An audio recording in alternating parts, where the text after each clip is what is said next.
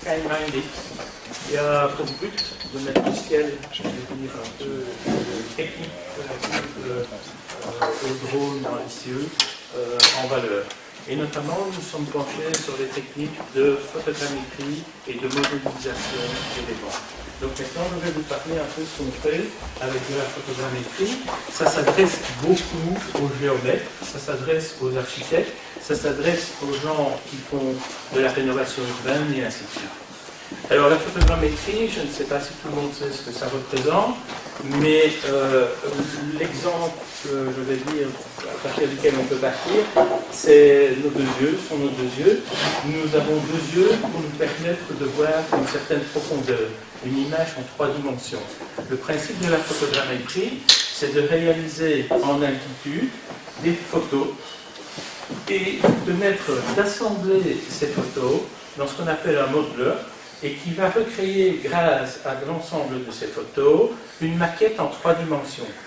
Il va recréer le modeleur un ensemble de points qui vont représenter soit un terrain, soit un édifice ou quelque chose en 3 dimensions. Je vais vous montrer ici comment on peut procéder pour obtenir ce qu'on appelle un modèle numérique de terrain ou une représentation quelconque d'un élément en 3 dimensions.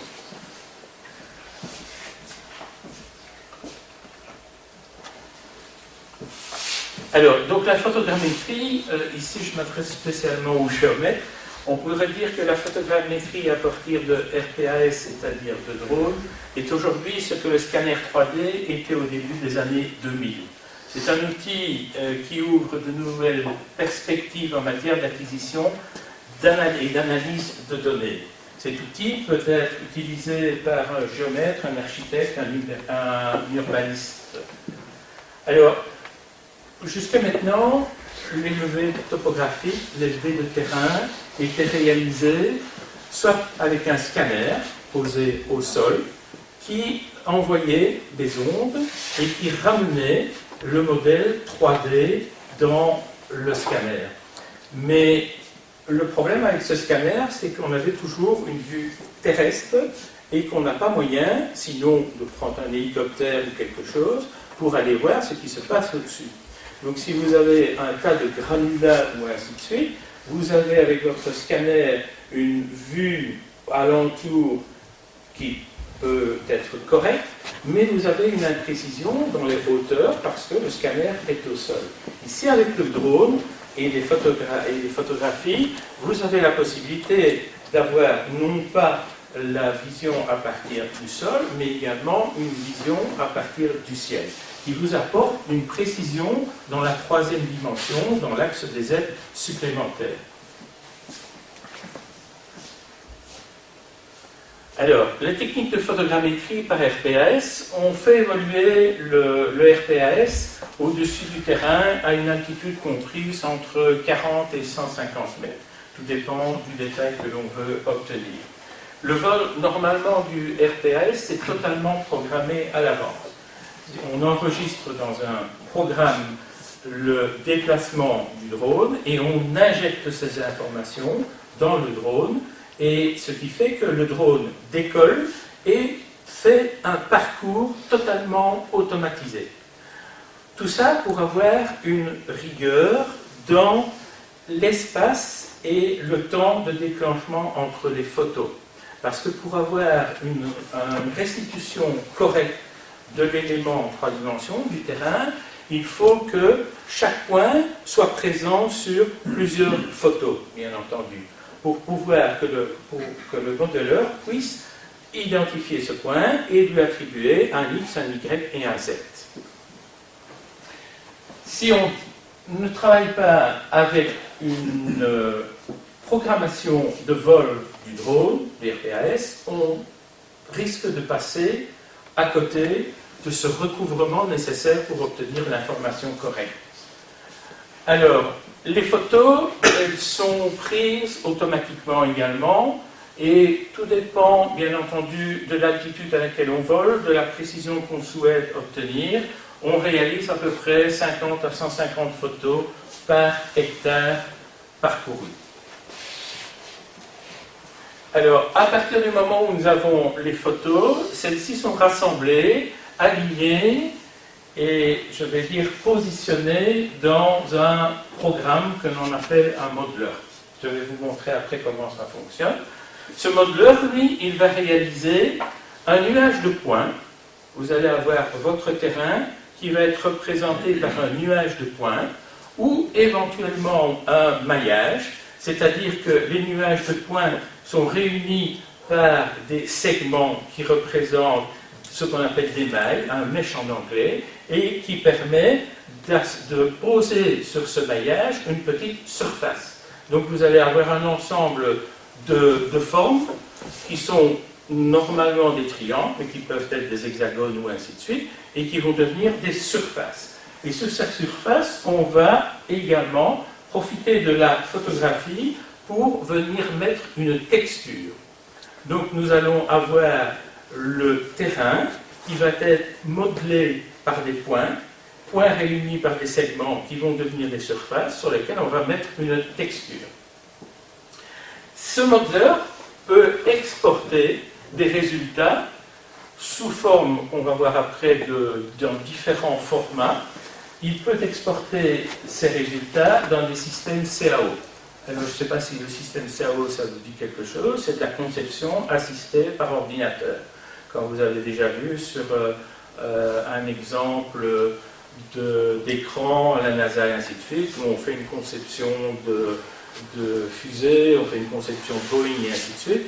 Donc, les systèmes de CAO les plus utilisés, les plus connus, c'est AutoCAD, dans un premier temps, que tout le monde connaît probablement, ou MicroStation, il y a du ProEngineer, il y a un ensemble de programmes de CAO plus ou moins bien adaptés à l'utilisation de ce maillage et ou de ce nuage de points. Alors, à partir du moment où vous avez intégré votre maillage ou votre nuage de points dans un système de CAO, eh bien, vous pouvez utiliser la puissance de ce système de CAO pour réaliser des coupes, des vues et ainsi de suite, pour, je vais dire, modéliser votre terrain, l'édifice ou tout autre objet en 3 dimensions. Ça peut être un pont, ça peut être un ouvrage d'art quelconque. Alors, comme on vous l'avait dit précédemment, il y a 2 types principaux de RPAS. Il y a premièrement la voilure, le RPAS à voilure fixe ou aile. Cette aile varie à comme envergure au minimum 1 mètre et peut aller jusqu'à 2 mètres, 2 mètres 50 et même beaucoup plus par après. Il y a sur des sites de vente chinois des ailes qui vont 4-5 mètres de long d'envergure. Donc c'est variable. Alors, quel est l'avantage et les inconvénients d'une voilure fixe ou aile? L'avantage, c'est comme l'aile a une certaine portance vis-à-vis d'un autre drone de type comme ceci que vous avez vu, cette aile va porter beaucoup plus le RPAS et va lui donner une endurance supérieure. Donc il va y avoir des temps de vol nettement supérieurs avec une voilure fixe ou aile. L'inconvénient, c'est que le poids du matériel embarqué est relativement peu élevé. Vous n'avez pas la possibilité d'embarquer de gros matériel photographique, vous n'avez pas la possibilité d'emporter des charges trop élevées. L'aile demande aussi, pour pouvoir atterrir, une zone plus ou moins dégagée. Donc, vous pouvez normalement la lancer au départ, elle va s'envoler et prendre son vol tel qu'il a été programmé, et puis, en finalité, elle va devoir se reposer quelque part. Certains types d'ailes se posent aussi par un système de parachute. Comme généralement le poids embarqué dans une aile est peu élevé et moins élevé que dans un autre type de RPAS, eh bien, on ne peut pas embarquer des optiques, des appareils de photographie de qualité supérieure. Donc, on va avoir des photos de qualité inférieure et la restitution, le résultat final ne sera peut-être pas aussi bon que si vous utilisez un appareil photo de 22 ou de 24 mégapixels ou même de 36 mégapixels. Alors les ailes sont mieux adaptées au traitement de surface important en zone non habitée sans trop de détails. Donc le problème c'est qu'elle va voler, elle va s'écarter 1 km, 2 km, d'accord? Alors elles sont surtout réservées pour des relevés dans des pays assez peu peuplés, comme l'Afrique et ainsi de suite, mais beaucoup moins chez nous. Alors, ceci c'est le RPAS à voilure tournante, comme vous l'avez vu ici. Celui-ci est équipé de 8 rotors, c'est le RPAS que nous utilisons. C'est un matériel américain qui s'appelle un Cinestar. Alors, il a la particularité ici d'être monté dans une configuration cinématographique. C'est-à-dire qu'il a son appareil photo qui se trouve ici et il est supporté par une nacelle qui est stabilisée suivant les 3 axes. Ça veut dire que quand votre drone ou RPAS subit un coup de vent, qu'il part comme ceci, pour ne pas que la photo s'incline ou que le film soit pris de travers, eh bien, automatiquement, l'électronique du RPAS, de la nacelle, va compenser le balancement du drone et va incliner la nacelle suivant le même axe que le drone a bougé. Ce qui fait que vous allez avoir une stabilité dans le film que vous allez faire, dans la vidéo ou dans les images que vous allez prendre. Ceci, c'est une configuration donc cinématographique, vidéo et ainsi de suite. Si nous utilisons ce drone à des fins photogrammétriques, nous enlevons cette nacelle-ci et nous fixons directement l'appareil sur un bâti fixe, sans plus de stabilisation. Il faut savoir que l'objectif, lui, est stabilisé d'une manière électronique également, et qu'il existe ici des amortisseurs qui permettent d'avoir une certaine stabilité dans l'image. Mais l'image, elle va se faire à une vitesse telle que si le drone a, par un coup de vent ou par un mouvement, je vais dire, de retour, un tournant dans sa trajectoire, eh bien, la photo ne sera pas pour autant floue et inutilisable. Parce que le temps d'ouverture va être calculé, va être précisé, pour ne pas avoir de flou malgré les variations du drone.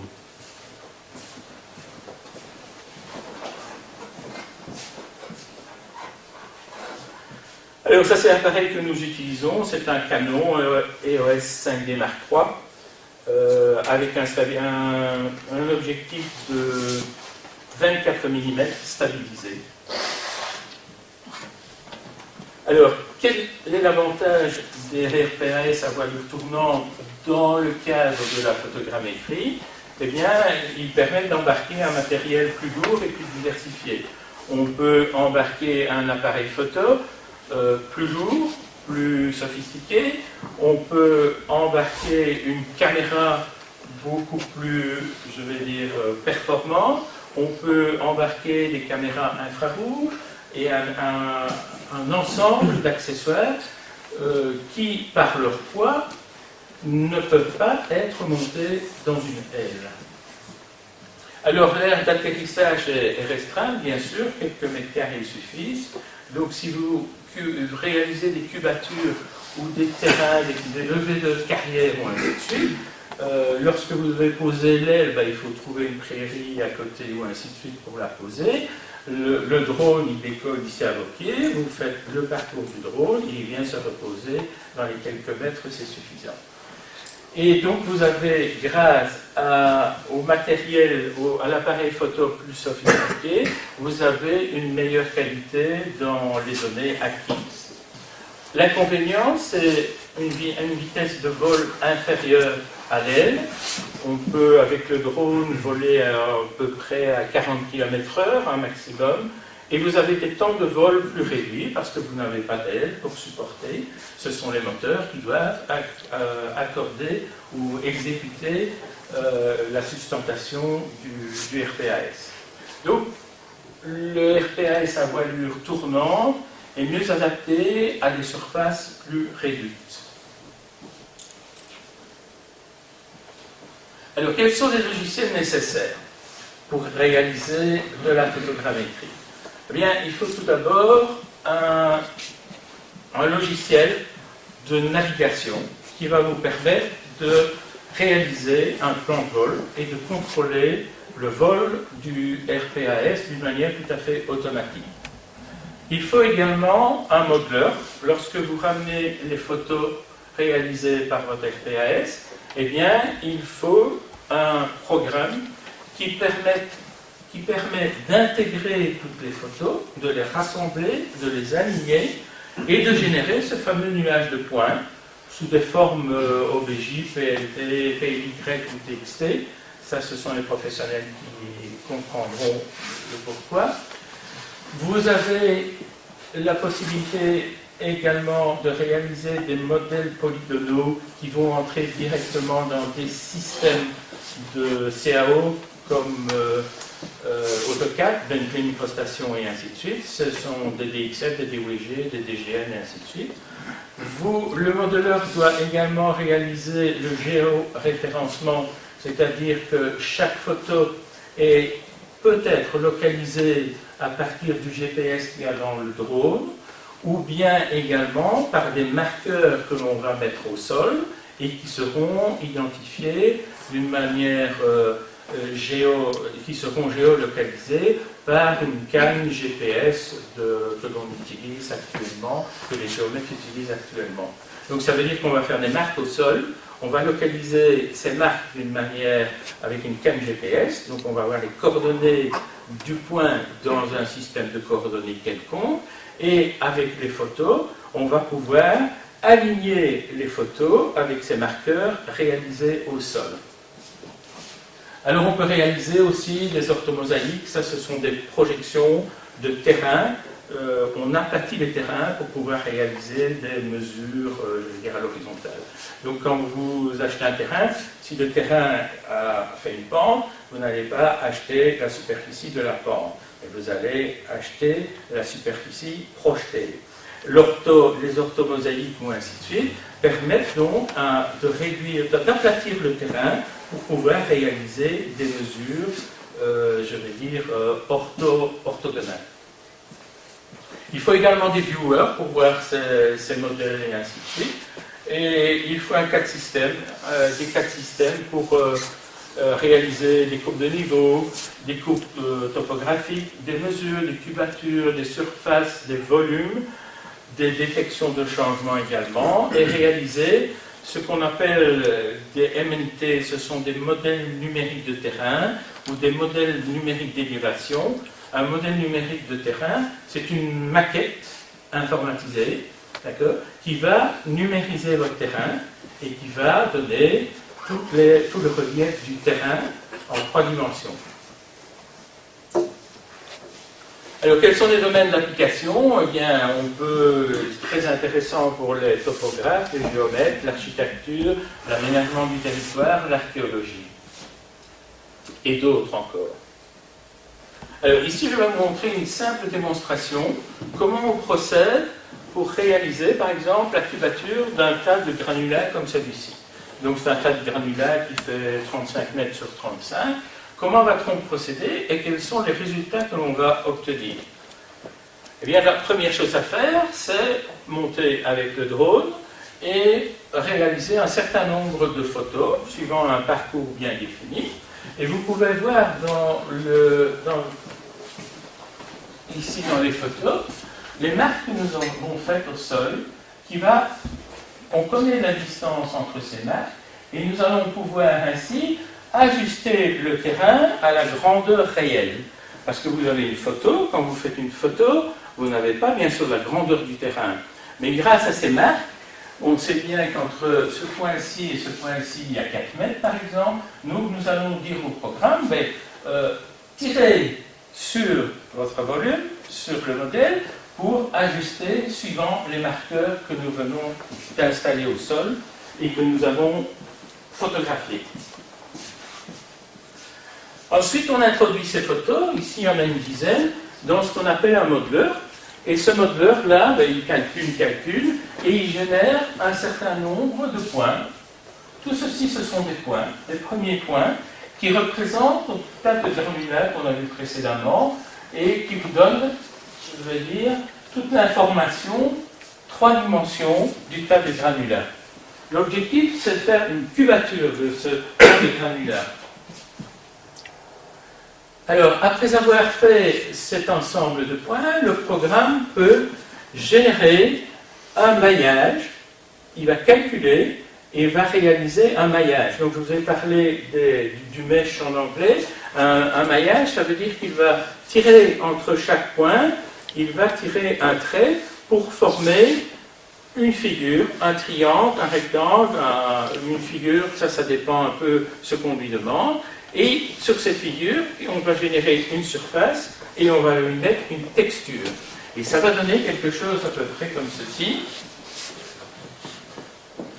Une fois qu'on a réalisé ce maillage, nous allons dans le programme découper l'élément exact dont on veut calculer le volume. Nous allons donner les marqueurs, nous allons positionner sur les photos les marqueurs, indiquer les distances entre les marqueurs et le système va donner sa réelle dimension au volume. Le programme va fermer ensuite parce que ce que l'on a, c'est une calotte en 3 dimensions. Le programme va fermer cette calotte par un autre maillage, donc un ensemble de triangles ici. Et à partir du moment où la calotte ou l'élément qui était auparavant une surface devient un volume grâce à sa fermeture, nous allons pouvoir calculer ici le volume de ce tas de granulats. Des questions? Il faut combien de temps l'ordinateur pour modéliser tous ces petits points? Ça dépend de la puissance de l'ordinateur que vous avez, et ça dépend aussi la précision que vous demandez. Vous pouvez avoir un maillage très très serré, on va nous avoir après, ou un maillage beaucoup plus grand. Mais si vous arrivez à des précisions, à un maillage serré, avec des distances importantes, il faut de très bons ordinateurs. Quand je dis très bons ordinateurs, il faut embarquer 96 GB, 128 GB de mémoire. Donc si vous avez un ordinateur chez vous, il a peut-être 4 GB de mémoire centrale. Ici, il faut aller beaucoup plus haut. Et il faut prendre des processeurs très très performants, des processeurs Xeon avec 12 cœurs et ainsi de suite. Donc quelque chose qui tient la route, quoi. Et même avec ça, vous arrivez à quelquefois des 24 heures de calcul et même plus. Oui? Vous écoutez? Quel logiciel avez-vous utilisé ici? Ça, c'est Agisoft. Agisoft. Oui.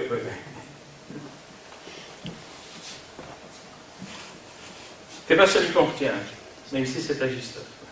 C'est pas celui qu'on retient.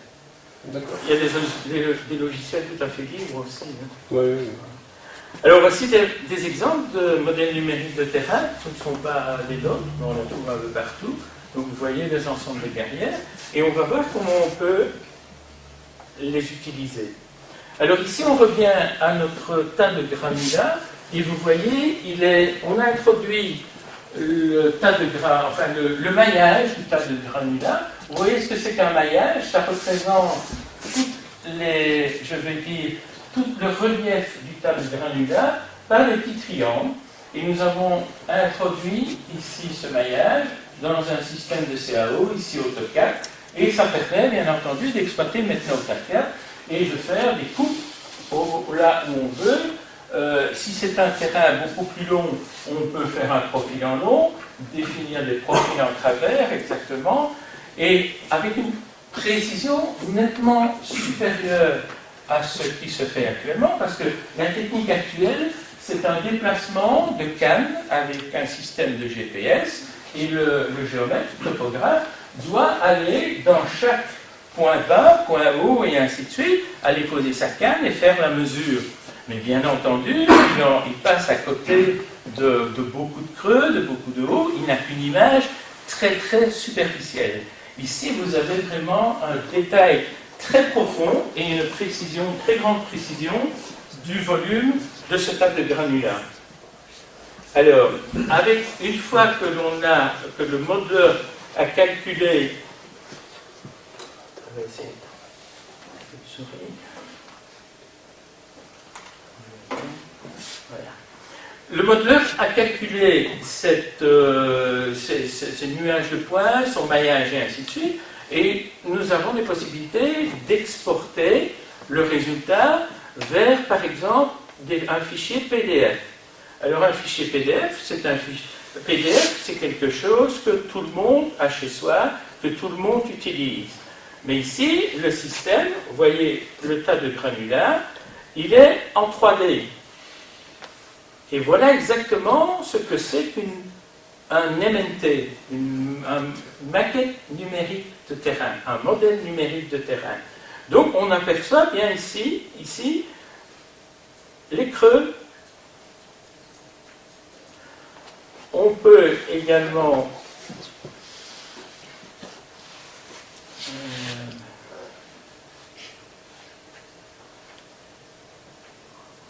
voilà.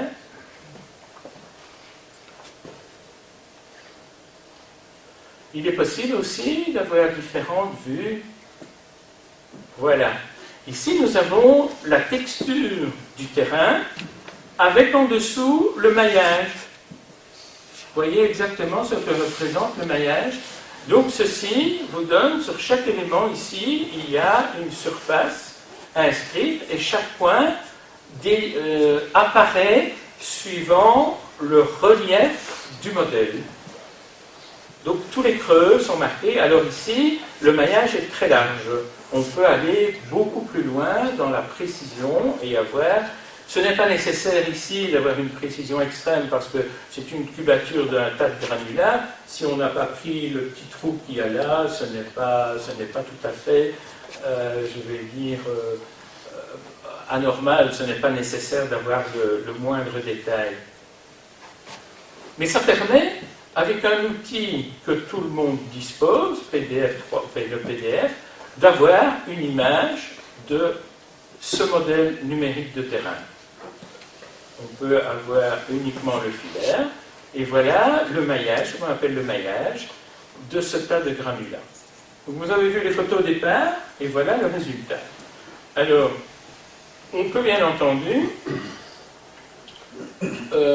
introduire ce maillage. Enfin, ici, ce n'est pas le même tas de granulats, c'est un autre projet. On peut l'introduire dans des systèmes de CAO. Alors, le système de CAO va nous permettre de réaliser des mesures de surface, des mesures de cubature, des sections, des modifications. Voilà par exemple l'image d'un autre terrain dans un système qui s'appelle ici Bentley Microstation. Et ici vous avez un terrain avec une route, un creux ici, c'est une carrière, un morceau de carrière, disons. Et alors vous avez tous les modèles, toutes les possibilités. On peut vous donner un petit peu plus d'éclairage. Voilà. Et on peut aussi faire cette tournée. Je vais le remettre dans une vue.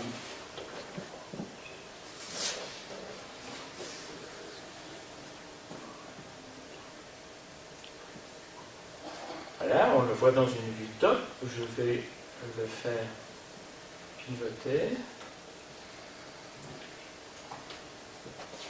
Et on peut également le voir suivant différentes représentations, et notamment ce qu'on appelle un wireframe.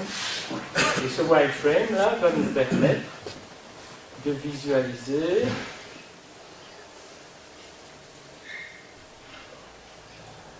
dans cette partie-ci.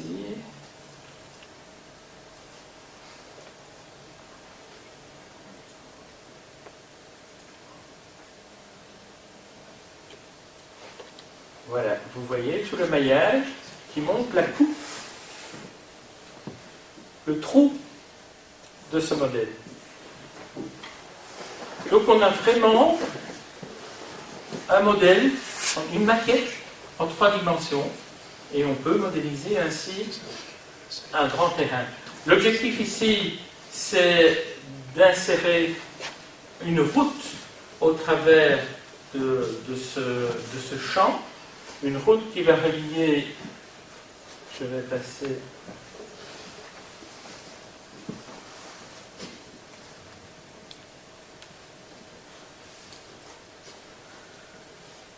Alors c'est un essai qu'on a fait. Donc il y a un immense champ ici. Ici il y a une partie basse et on doit faire un tunnel ici et tracer une route qui va aller 1 kilomètre plus loin, retrouver une autre route existante. Et on voudrait, je vais dire, voir l'implication que va avoir cette route dans le paysage. On va donc dessiner la route telle qu'elle a été projetée par le maître de l'ouvrage, et on va l'intégrer dans ce maillage, et on va réaliser d'un ensemble de vues, ce qu'on appelle un fly-through. On va survoler et voir de quelle manière on voit la route et quelle implication dans le paysage cette route va avoir. Voilà le but de cette partie de modélisation qui était seulement un test. Le reste est beaucoup plus grand et je ne saurais pas le faire tourner ici. Voilà, j'espère que vous avez une petite idée maintenant de la modélisation, de la photogrammétrie. À partir de photos, on réalise une maquette de terrain que l'on peut travailler, que l'on peut étudier dans des systèmes comme celui-ci, le CAO, ou bien dans des viewers qui sont, je vais dire, des viewers tout à fait gratuits. Ceci, c'est un système de CAO qui est payant, coûteux, mais vous avez d'autres systèmes, par exemple, qui est un système qui s'appelle Meshlab, tout à fait gratuit, qui permet aussi de faire des visualisations d'une maquette de terrain, tout aussi confortablement, avec des mesures, tant que ça charge.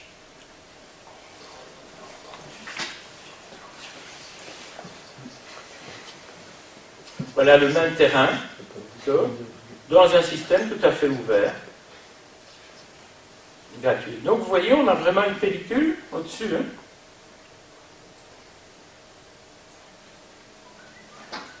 Voilà la vinifellation, on la voit très bien ici. Je vais apporter de la couleur. Donc le but, c'est de modéliser une route qui va partir à peu près d'ici, qui va passer en dessous et qui va émerger 1 kilomètre plus loin, et voir à partir de quel moment cette route va être visible. On va même mettre de l'animation sur la route, on va y mettre des camions et ainsi de suite qui défilent, et on va voir ça en animation, et on va présenter ce projet-là aux instances qui diront oui, on peut, ça n'a pas d'influence, ou bien non, ça ne va pas. Voilà l'application. Il y a de multiples applications. On peut aussi modéliser des édifices avec une grande précision et intégrer par exemple un projet en CAO, un projet d'immeuble, un projet de pont, un projet n'importe quel. On peut venir l'insérer dans la maquette numérique de terrain et voir l'impact, ou voir la position, voir le résultat de l'intégration de cette conception nouvelle dans un terrain existant. C'est un peu la photogrammétrie à l'heure actuelle, et auparavant on avait, comme je l'ai dit, un laser qui permettait de restituer un ensemble de points aussi, mais il n'y avait jamais avec le laser, il n'y a pas avec le laser, c'est une station qui se met au sol, Donc vous voyez très bien jusqu'à un certain niveau, mais vous n'avez pas la possibilité d'aller voir au-dessus et de modéliser correctement le dessus. Avec le laser, il y a toujours des problèmes dans l'abscessette. Et là, la texture, elle vient de la photo en plus. Elle vient des photos. Avec le laser, on l'a même pas. Si, il y a moyen de la voir au laser, mais pas aussi bien que ça. Mais maintenant, il y a moyen de la voir au laser. En réalité, on génère un ensemble de points qui sont des colonnes hein, avec un X égale Z d'un point. Vous avez 3 colonnes également pour les couleurs, RGB pour les valeurs, et puis une dernière colonne avec l'intensité de la couleur. Et ça, c'est un modèle, c'est un fichier avec un ensemble de points que l'on intègre dans des modeleurs, que l'on intègre dans de la CAO. Comment, à partir d'une photo, vous arrivez à faire les points? En fait, quelles sont les données exploitées sur la photo? Eh bien, parce que vous avez 2 yeux, et vous voyez ça, vous le voyez tout près, vous le voyez loin, et ainsi de suite. Donc, avec toutes les photos, ben, ils font à peu près la même chose. Ils font la même chose. Ils prennent un point, d'accord? Ils vont le localiser sur une photo, sur une deuxième, sur une troisième, sur une quatrième. Toutes les photos sont référencées par GPS. Ah, d'accord, je comprends. D'accord? Et voilà le calcul. Et ça se fait pour chaque point. Et avec le recoupement des photos, vous voyez, ce point-là, il doit y avoir un certain recouvrement qui doit apparaître sur 5-6 photos. Et à partir de ce moment-là, parce qu'on connaît la position, chaque photo est prise avec une référence GPS aussi, donc on peut, par calcul, donner le X, Y, Z dans un système de référence. C'est un multitude de photographies sur le même point qui donne le... Voilà. Et il fait ça pour chaque point. Donc il reconnaît les photos, il les aligne, c'est-à-dire qu'il va les remettre, parce qu'on en prend 1, 2, 3, 4, on en prend 200, 300, 1000, et le système va les réutiliser pour chaque point. Et c'est ça, nous avons la possibilité, lorsqu'on utilise le modeleur, le premier tableau est un nuage de points, on a la possibilité de donner des précisions dans ces points. On dit, je veux une grande précision, une précision faible, et ainsi de suite. C'est une longue itération. C'est des longues itérations, ça dépend de ce que vous voulez faire. Ici, cette verte, c'est un terrain, on n'a pas besoin d'une précision très grande. Par contre, si vous faites un bâtiment, une statue, une structure de pont, ainsi de suite, qui va être replacé dans un système de CAO, vous avez besoin d'une certaine précision et vous allez alors utiliser beaucoup de photos avec une génération de points le plus précis possible. Vous avez des possibilités d'avoir des mesurages par après avec une précision infracentimétrique. On a un infracentimétrique. Pardon? Les mesures que le géomètre a fait avec sa canne, elles sont identiques. Infracentimétrique. Infracentimétrique. Voilà. Avez-vous des questions? Oui. Il faut quand même que la couleur ne soit pas trop uniforme. Alors, si on a un sol avec vraiment la même couleur, mais c'est pas pareil. Eh bien, peut-être. Ça, c'est bien. Oui, mais c'est quand même des brins. Oui. Mais c'est juste pas une surface vraiment uniforme en couleur. Est-ce qu'il va savoir reconnaître les différents... L'inclinaison de la photo, la luminosité... Oui, c'est certain qu'il y a de l'air. Ce n'est pas si facile que ça, parce que vous avez des brins d'air. Il ne va pas prendre tous les brins d'air quand même. Et Il va y avoir de l'ombre du fait... oui, il peut y avoir de l'ombre, mais généralement ça passe bien. Bien sûr, si vous avez un reflet ou ainsi de suite, vous pouvez avoir un petit trou sur le modèle ou ainsi de suite, mais généralement, même de l'eau. Si vous regardez le modèle précédent, il y a de l'eau dans le terri, et bien on voit l'eau horizontale et elle apparaît. Donc, plus uniforme que de l'eau, c'est là. Voilà, je ne sais pas, ça vous intéresse, qu'est-ce que en pensez-vous? Il y a des pros comme ça, vous êtes géomètre? Ah ouais. Il y a d'autres géomètres parmi vous? Des topos? Ah oui, bien sûr. Pardon? Ah oui, père et fils aussi. C'est la terre. Et voilà, si vous avez... Une question un peu plus, vous avez pris tout le c'est une photo avec les positions GPS et puis vous avez calculé les points. Et pour une raison quelconque, vous avez percevé qu'il y a un défaut, vous n'avez pas observé vos clés. Il y a moyen de résoudre ça par Bien sûr. ordinateur. Dans le système CAO, vous avez toujours accès aux mèches, vous pouvez le déplacer, le corriger et ainsi de suite. Vous pouvez, si vous trouvez que les mèches sont trop importantes, vous pouvez les rassembler avec une certaine précision. Vous pouvez, dans le système de CAO, vous avez toutes les possibilités d'intégrer le mèche, de le simplifier. Vous avez la possibilité de correction. C'est pas mon domaine, donc je pose. Oui, je veux bien sûr. Il faut le terrain quand même. Il faut. C'est un terrain, s'il y a de l'organisation ou autre, Ben, il y a des programmes qui permettent. Vous avez des modèles numériques de terrain et des modèles numériques d'élévation. L'élévation vous donne également les structures, les arbres, les maisons et ainsi de suite. Tandis qu'un modèle numérique de terrain, vous avez la possibilité d'enlever, de nettoyer les arbres, les maisons et ainsi de suite. Il y a des procédures qui permettent de dire ça c'est un arbre, je ne le prends pas. Ça c'est un bâtiment, je ne le prends pas. Bien sûr, oui, s'il y a du vent et que l'arbre bouge, Oui. la photo va recouvrir les mouvements de l'arbre. Les branches sont à droite, les branches sont à gauche. Là, on va avoir un flou. Mais s'il n'y a pas de vent, même le feuillage, il va le reconstituer parfaitement. Et sur les bords des toitures des bâtiments, on n'a pas de souci de recomposition, surtout par rapport à la façade qui a une multitude de points verticaux. Les points verticaux, on s'est photographié au sol aussi. Et on définit ça en différents chunks en fait, et puis on rassemble tout. Ben, on peut avoir des structures de pont, avec une vue supérieure qui va vous restituer le pont totalement avec sa partie supérieure, plus les photos réalisées au sol. Et vous allez pouvoir avoir les creux dans le pont ou ainsi de suite. Merci Guy pour cet excellent exposé. Vous comprenez que la première partie, on a été très vite parce qu'on a mis l'accent sur la partie professionnelle ce soir. J'espère que ceci vous a plu et que vous avez passé une excellente soirée. Je vous remercie tous. Une bonne soirée. À bientôt.